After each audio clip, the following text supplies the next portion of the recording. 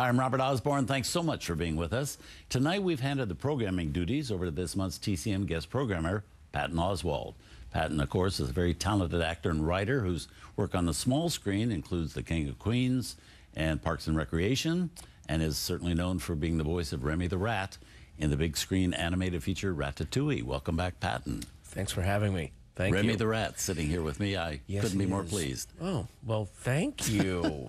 Nice. We next have the original version of 3:10 to Yuma, a Western from 1957, based on the story by the great Elmore Leonard, starring Glenn Ford and Van Heflin, directed by Delbert Daves. This is your next pick, and why this one? This is a movie that is my definition of a movie that just ages really, really well. Every single year, it becomes more kind of better every year. Oh yeah, I mean, it's so amazing. It's so amazing that when I remember when Brokeback Mountain came out, and everyone was talking about how it's so groundbreaking. It's a Western with gay themes, but Elmore Leonard, who also wrote a movie called The Tall T, which has there is such a, I'm not saying this is a gay movie or a straight movie, but they definitely play around with a lot of the manly Western cliches. If you watch this movie very carefully, it is essentially Glenn Ford, which I think this is one of his best performances ever, because he usually played very straight arrow, you know, solid American citizens,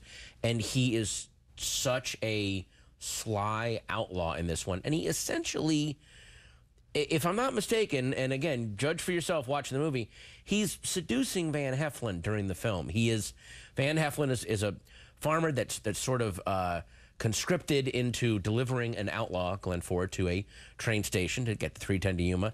And so they keep them in this bridal suite above a hotel while they're getting the posse together to transport them. And Glenn Ford, who is it runs his outlaw gang like the mafia, basically. They have a network everywhere, and he can just send messages, has to talk Van Heflin out of delivering him to this place and sort of get him to come over to his gang. And he's lying on this bridal bed, like just, he's just lying there almost like this, like a cover model, like James Dean. He's in his denim, and he just looks like this hot young rebel, basically, and Van Heflin is just the very confused, weirdly tempted farmer that has to, again, it's Elmore Leonard, who loves to play with status and who's the alpha male and who's running things, and that's what this movie is all about. It's a Western in that very classic sense of who is running things here, who's running the show. Well, I have to look at this with new eyes. You're giving a whole definition to this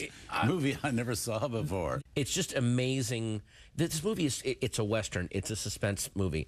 It's a weird, subversive, gay movie. It's also a mafia film. If you, again, watch how the gangs are run. You can kind of take it on any level, and it's still a fascinating film. Yes, it has so many levels. It's amazing. Glenn Ford should have gotten an Academy Award for this. Well, let's have a look at it. Here also with Richard Jekyll and the future Mrs. Jack Lemmon, Felicia Farr, the 1957 version of 3:10 to Yuma.